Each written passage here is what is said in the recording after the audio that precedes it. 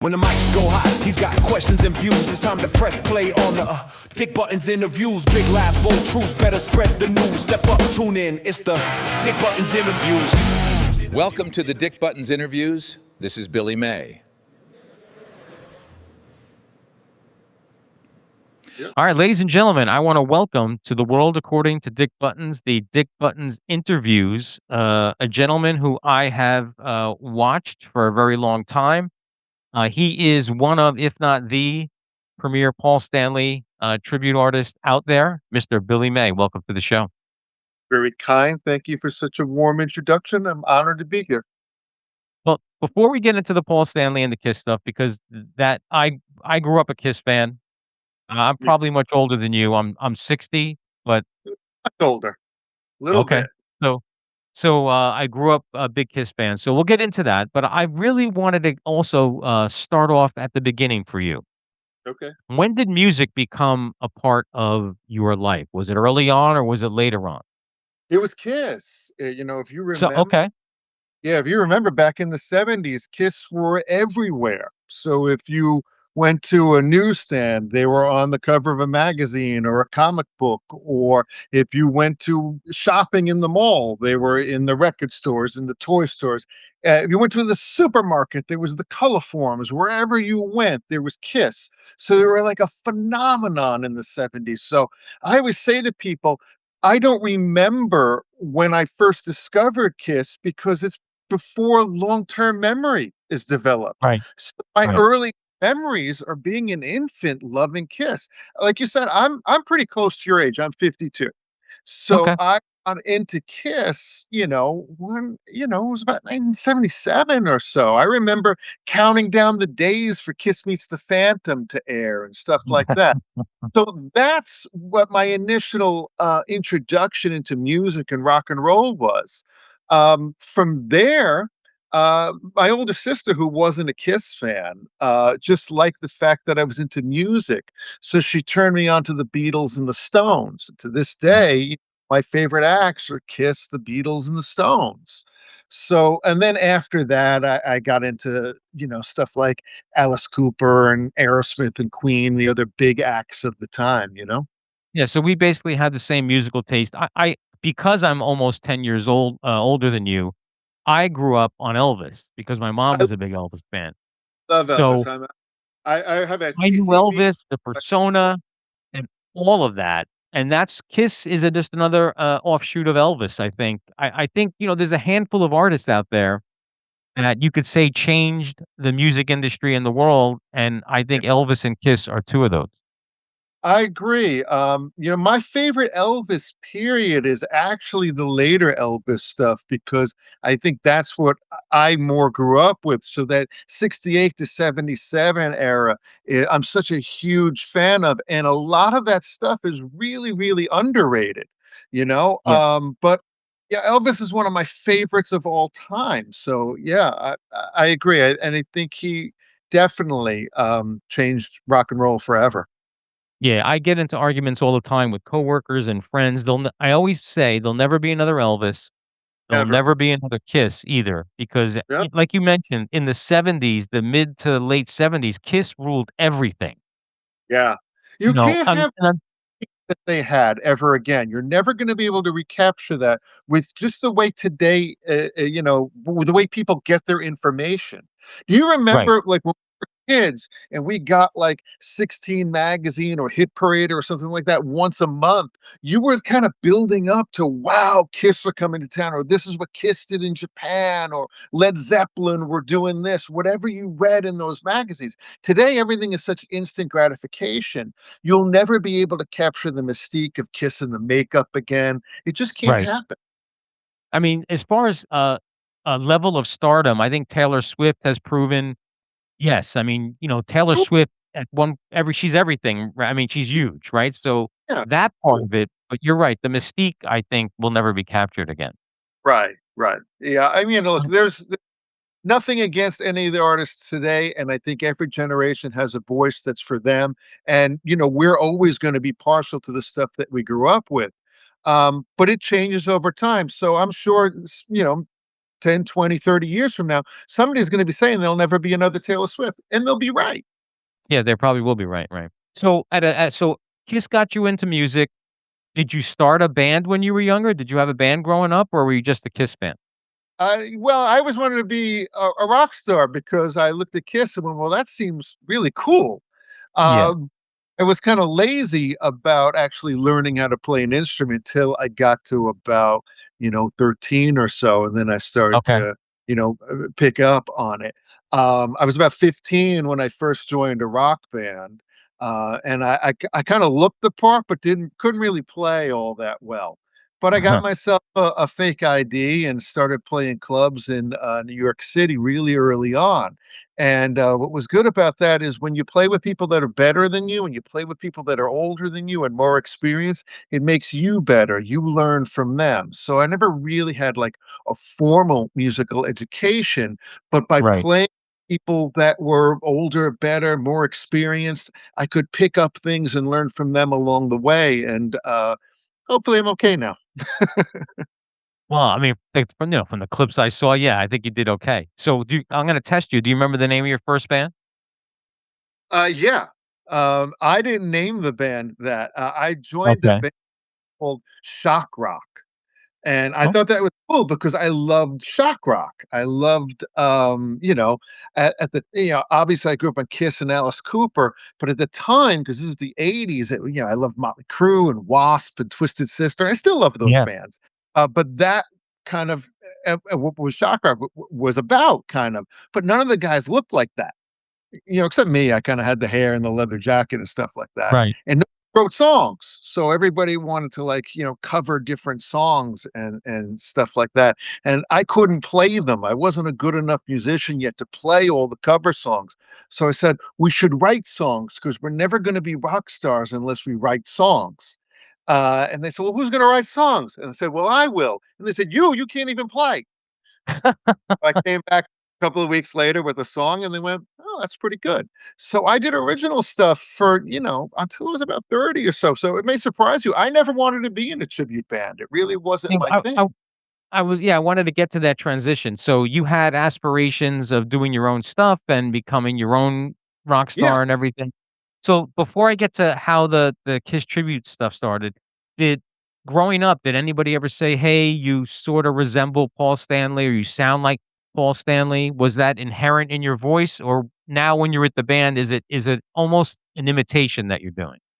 So this is my natural voice. It's my natural way that I sing. When I was growing up, nobody said you look like Paul Stanley because I was a really horrendous looking kid. I looked like Joey Ramone, Yoko Ono had like some ragamuffin love child, something like that. It was a disaster. And I kind of grew into, hopefully it's gotten a little better since, but and I didn't sing until many years later, and the reason I started singing is I was writing all these songs and I would have vocalists come down to audition, and I didn't like how it sounded. I didn't like their voices. They may be good singers, but didn't fit what I was writing. And I realized I heard my own voice when I was writing these songs. So I started to sing as a result. And what came out was, I guess, years of singing along with a live one, you know? Uh, the natural voice, or this is my natural speaking voice, which isn't too dissimilar from the same kind of, I guess, pitch or even accent, because we kind of grew up, not too far from each other, as Paul.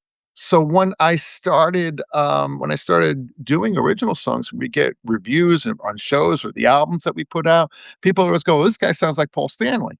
So when the band broke up, um, I got every Kiss tribute band, in the area was like, "Hey, will you play?" And I said, "I love Paul Stanley.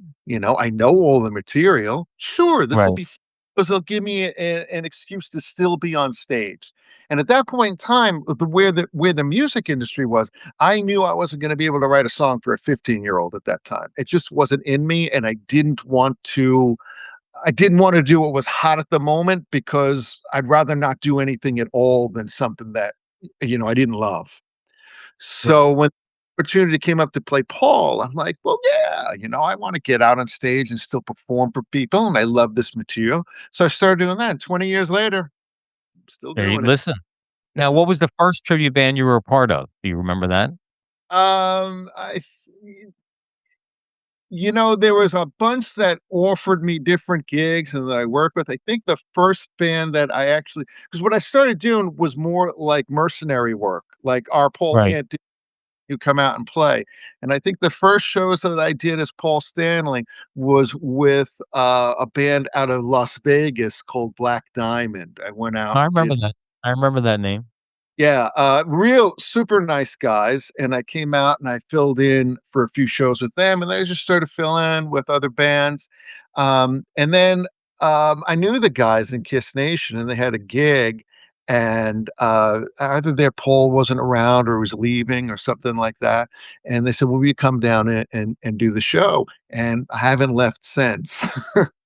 That's awesome, man. That's a cool story. So, in the world of tribute bands, and not just specifically Kiss tribute bands, because there are other tribute bands out there, is Sure. it a a brotherhood, or is there a lot of competition I between don't the 2? I don't really pay attention to what the other Kiss tribute bands are doing, and the reason for that is it's a Kiss show, right? And we're all entitled to do a Kiss show, and I wish them all well.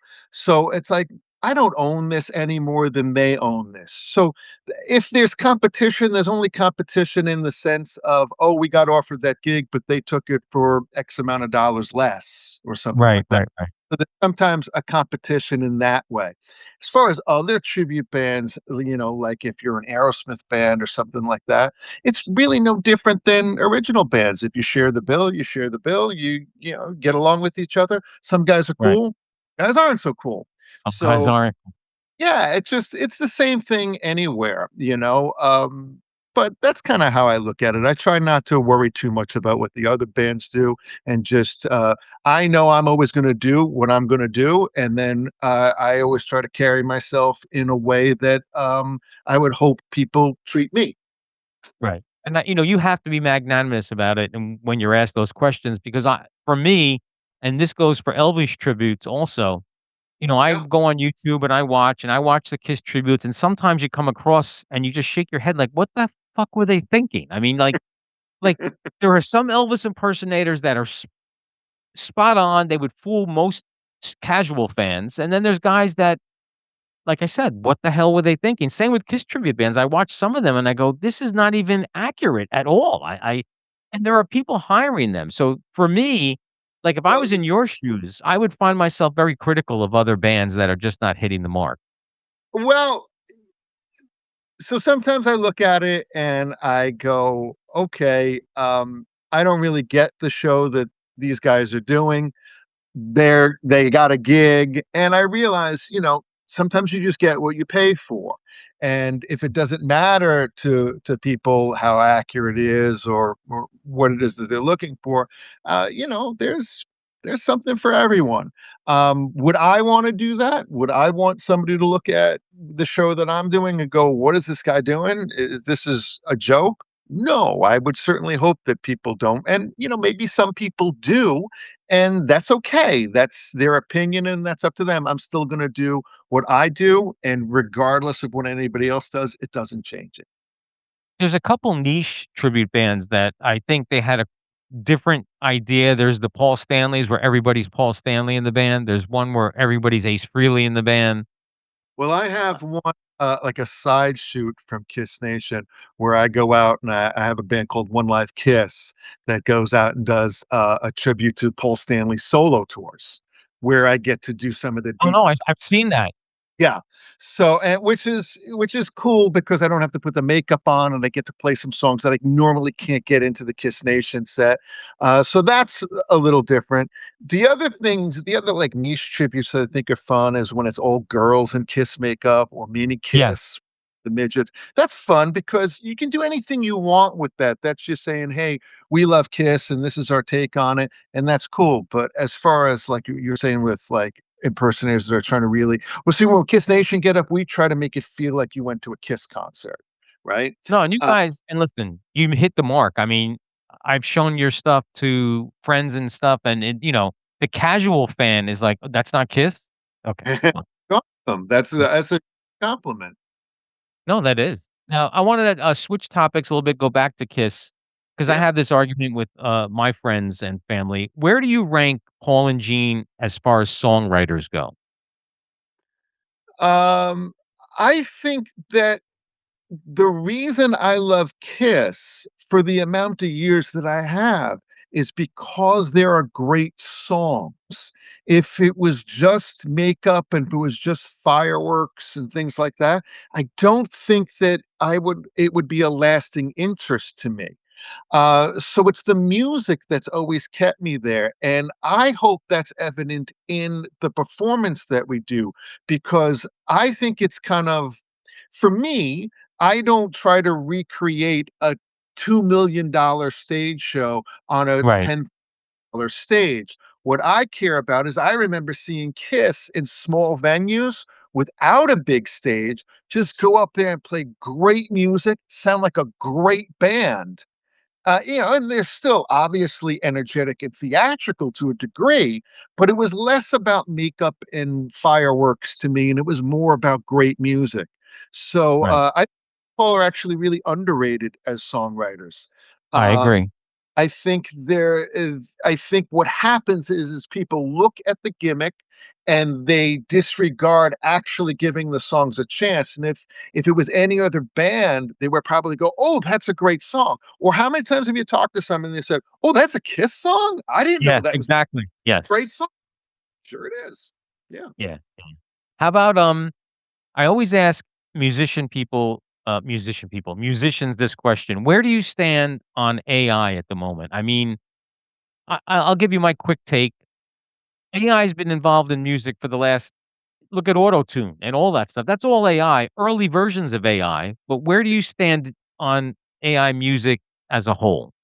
So I'm not a huge fan of AI in general. I don't like to use AI photos and things like that. And I understand why it's done and it's quicker and easier. I try to make things as legit as possible because, when somebody comes and sees me in person, I don't want them to go, "Oh, that's completely different than what it looks like there." I want them to go, "No, Right. that's legit. That's the real thing."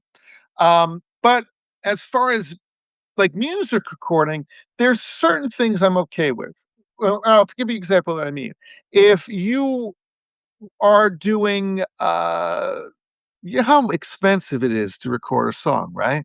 So if you can use AI drums on a track instead of miking drums, and you want to do your demos that way, yeah, that sounds like a great idea. Or if you're on a low budget for a record, like, yeah, you can throw some AI in there to augment the sound of your instruments and things like that. Mhm.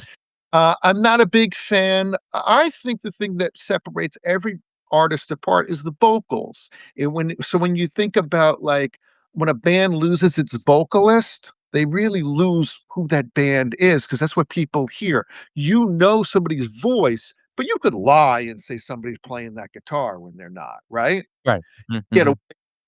So I'm not too big on AI vocals or auto tune, things like that. But yeah, you wanna make your drums sound better, you wanna tweak the sound of the guitars that you played. Yeah, I get that. How about, so I have a little side hobby and, you may not agree with this. So, you heard of Suno, right? No, The tell me AI about so it. it's a website where you input your lyrics Okay. and you tell the AI what you want the song to sound like. Uh, You put bridges, you put you're actually producing the track is what you're yeah, doing, and it creates the vocal and the music. So, yeah. I had found a binder of my lyrics. I had a band in high school that never went anywhere, and when we were moving or something, I found this binder of, like, 200 sets of lyrics, And you made and songs out. I did. I made songs out of them, Yeah. I mean, look, and I'm not trying to do the Go truth of ahead. the matter is any song that you write, it's about a chord progression, right? Uh, Mhm, so the so when you input your lyrics into it, it's just picking out chord progressions, the same chord progressions that a guitar player or somebody else might have put on it. So I get it, but I'm so old school. I still write songs. and when I do, I'm still old school about it. Everything is an acoustic guitar and a pen, right? Like Pete Right. Townsend, guitar and pen, right? I'm a huge Who fan too. Um, and so what I'll do is I'll scribble down the lyrics and I'll put the chord progression above it, and I may come up with a lick or a riff or whatever it might be, a hook.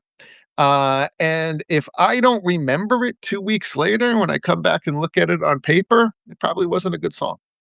Yeah, that's a good way to look at it, yeah. So it varies what comes first for you? A riff, a hook, or you have lyrics in mind? I would say it varies. I would say it varies. It's whatever kind of strikes you at the moment. I don't write a lot anymore because there's not a market for it. But as a vanity project, I want to put together like a solo album, and I have a producer that I'm working with on it. And so a lot of the songs that I'm gonna go and record are already written, but each one of them probably came. It starts differently. Sometimes you just come up with a good riff and then, you Right, start over it. Sometimes you just get a good melody and then it's trying to find the words for the melody. Sometimes you have words, you know. It just depends. right. For me, anyway, it depends, what strikes me in the moment. But different songwriters write different ways. Yeah. You mentioned something about the music industry being not the solo album not being viable. Give me examples of what the main differences are between the music industry today and the music industry when Kiss was coming up or when those bands were coming up. I mean, it's night and day, but for Night my and day. listeners, yeah, try to Yeah. explain that difference. You used to when Kiss were coming up, you had, like, this grassroots way of picking up a following and getting out there and then finding people that would invest in, like, a long-term plan for you where they would say, "Okay, so you're gonna get X amount of dollars, and we're gonna put you out there on the road, and we're gonna break this band." And it gave, bands the cream had to rise to the top, right? Right. You had to fight through to get through. Now it's a level playing field. Anybody with a computer and an iTunes account or Apple Music account, whatever they call it nowadays, you just go in, you record your song in your living room, and you put it out there. And it's a one song culture now. So it's really singles. It's not like we came from album Right. oriented, right? We bought an album. That's what we grew up on. It's gone back to the single now, Yeah. and there's nobody pushing it, right? It's so there, and there's no filter for the cream to rise to the top. It's a level playing field, so you could be awesome or you could be terrible, and Right. 100,000 people in that sea that you're trying to get noticed with, whereas at least maybe you break down to 10,000, when Right. the cream is to the top. So, I it's also very miss different. I don't really understand the industry anymore. Yeah, I'm with you, and I also miss the tangible the album. Yeah.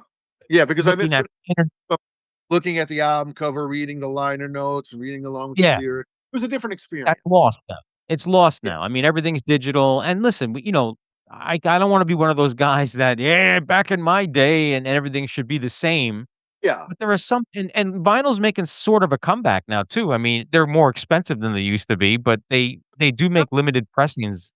Right, the album that I paid $4.99 for in 1978, I'm supposed to go buy again for, like, $30, but I already have it in 6 different formats, and the truth of the matter is I don't sit at home and put a needle down on the turntable anymore. When I listen to music, I'm commuting, right? So, the digital Right. file better for me, so I digitize my whole library. It's on my iPhone, in my Yeah. pocket headphones now, I s it's different. Same for me. I Yeah, have Google speakers in my house, and all I say, "Hey, Google, play this for me," and all the speakers in my house play. So, it's much more convenient than dropping the needle.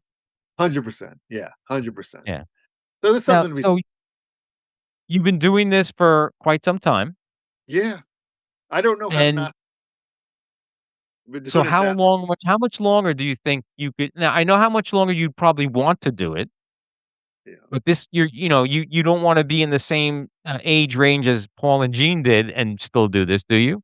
Well, I like I said, I don't know how not to be in a band, right? I don't know Right. how to stop because I've been doing it for so long. I think people will tell me it's time to go.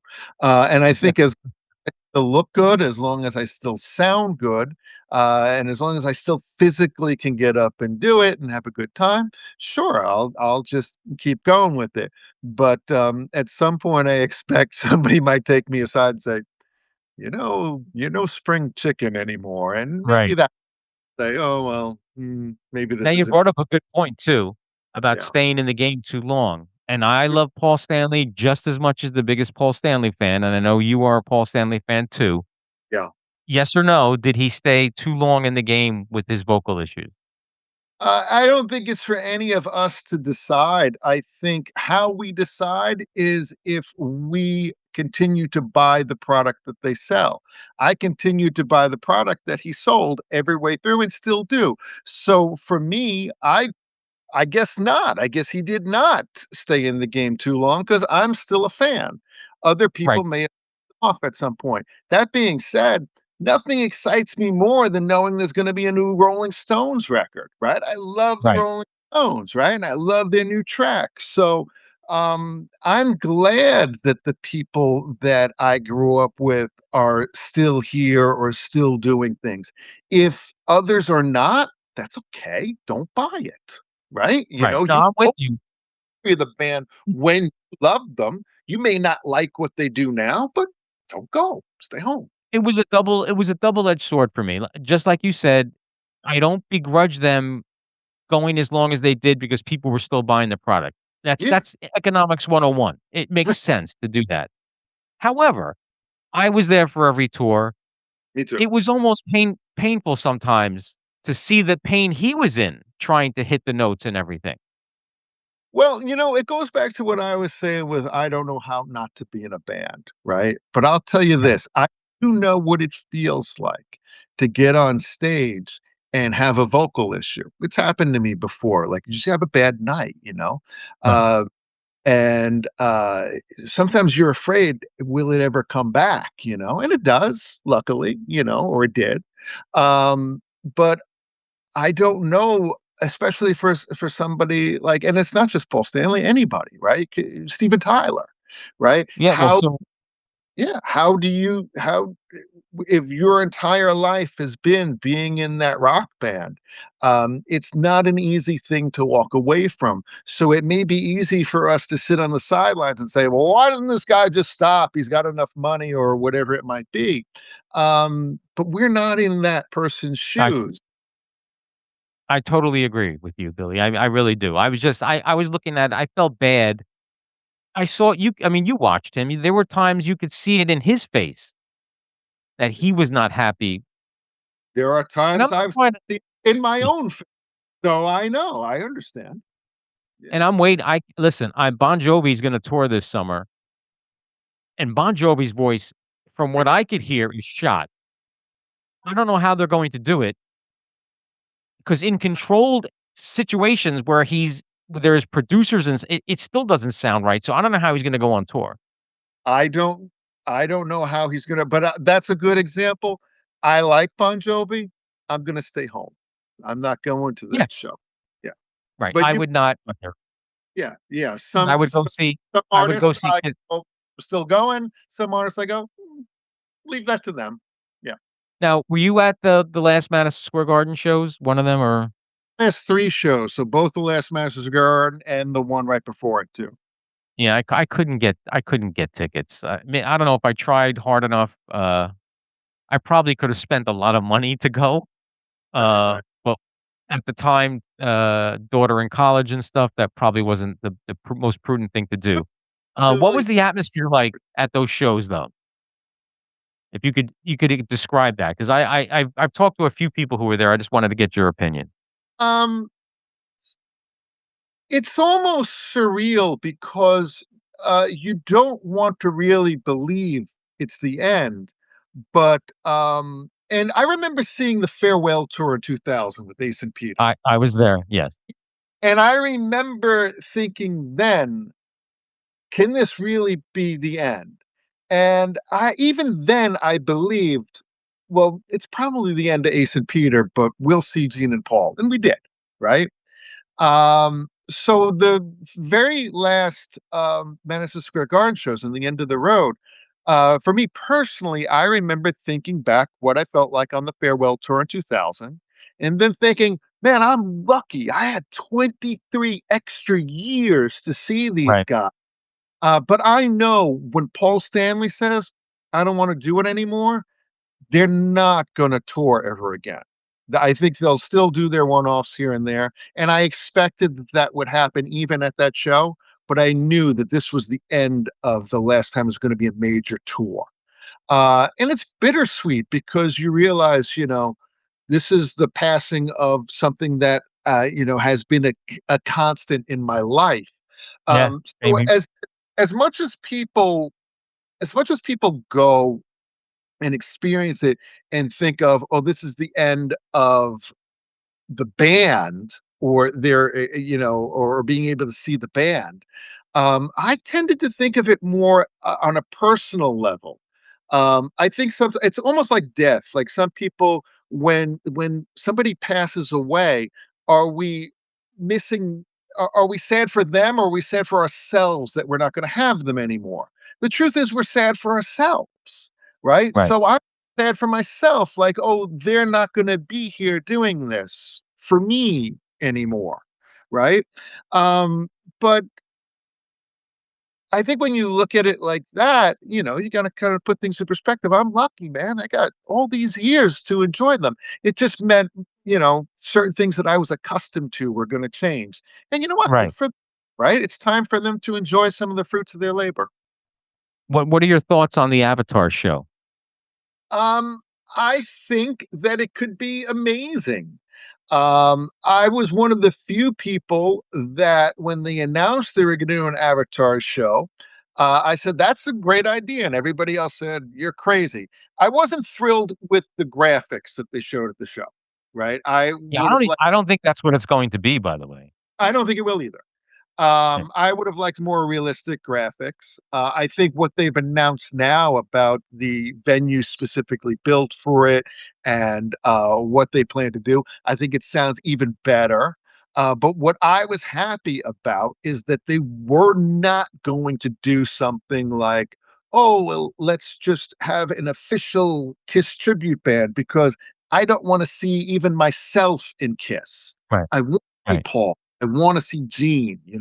So if I see avatars of Paul and Gene and, their involvement, their direction, their participation, that's a lot more interesting to me than even myself. I don't wanna see myself in there, I Right. wanna see Right. so I was happy with that direction, and I think it's an interesting way for them to, introduce the characters and the music to a brand new generation. When you have Yeah. kids that are traveling with their parents in Vegas and they see that, maybe their parents go, "Oh, I'm a Kiss fan, or I like a few songs. Right. Let me take Right. the kids and they'll experience this." And that's how it keeps the franchise and the brand alive, and I think it's a good idea, but I might Were be you in ex the minority. Yeah, I might be an early uh, adopter. I think maybe once it happens, people might jump on and say, "Hey, this was good."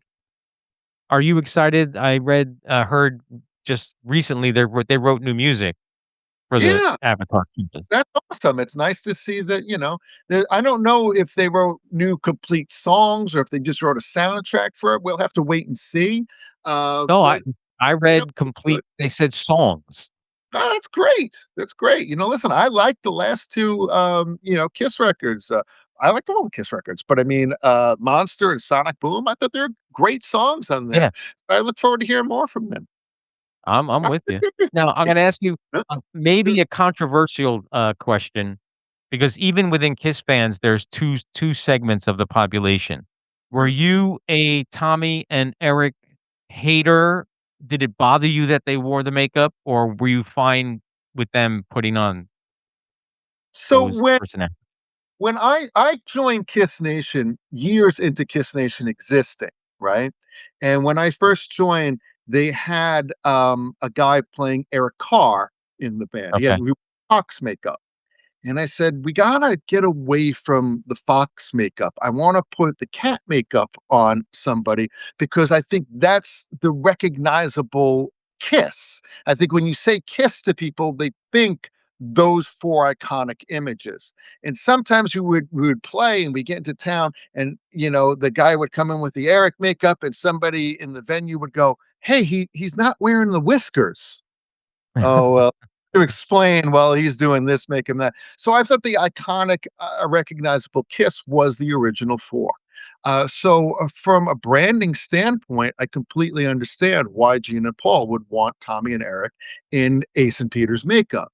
Uh, Also, I don't really have any interest in seeing new characters, Oh, I'm with you right? on that.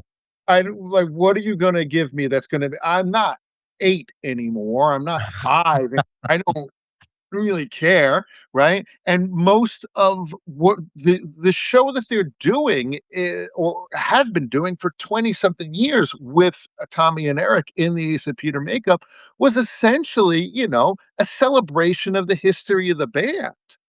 And there's Right. nothing wrong with that. So I understand why some people don't like Tommy and Eric in Ace and Peter's makeup, and that's fine. But like I said earlier, if you don't like that, you don't have to go.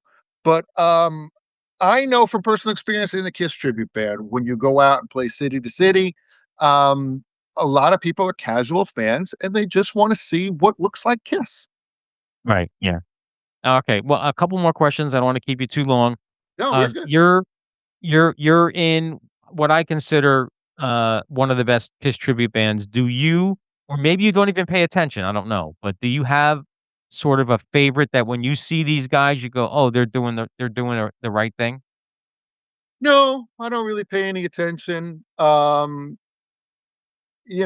do what I do, and they can do whatever they do, and I wish them well. But I'm not, like I said, I never really had this desire to be in a tribute band, so I don't really follow tribute bands. I know some of the guys, and they're nice guys, they're great guys. So like I have nothing bad to say about anybody, but there's nothing about it that makes me go, "Ooh, I like their show." I do mine, and I'm good. I'll throw out one name, and 'cause just Sure. I know you said you don't look, but I think the bands, they call themselves Dynasty, I don't and know. they do the complete, uh, Dynasty tour stage. Wow. Yeah, they must have money, I mean, 'cause it's the actual sta it's a little bit smaller, I guess, but Yeah, go they check have them a out if you have time. yeah, Dynasty? Okay. Wait Yeah, for my I mean, and they look good, they sound decent, uh now, There's one more so many question. tribute bands, it's hard to keep track of who's who, you know? Oh, Um, I understand. yeah, No, but, I understand. few that I'm aware of, and they're like I said, they're nice guys, so. Do you practice at all on the vocals? Or I know you sound listen, when I listen, you sound like Paul Stanley singing. Is it something you have to work at, or is that just really how you sing? Because you said Eh, people used to say, "Oh, you sound like."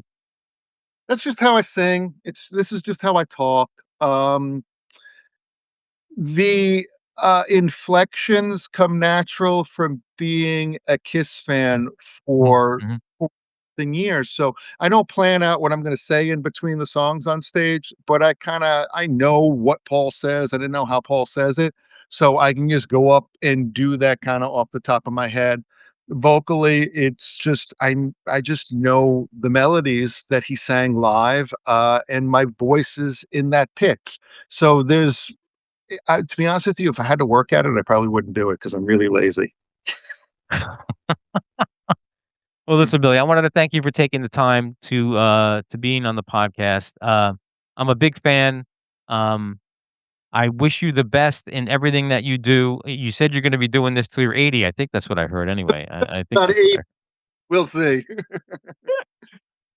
Thanks again, man. I don't know when this episode's gonna drop, but I will let you know. I have to do the editing and all that other stuff. And when's your next show? You said you didn't have anything planned, but I don't really have anything planned right now, but our agent is hard at work on putting together a whole new, set of dates for us. We'll be out there fairly soon, whether it's with Kiss Nation or One Live Kiss, and we'll have a great time. thank you, Billy. Alright. Amazing stuff, man. All right, you have a good night, all right? Thanks for having me. Bye-bye. All right, take care.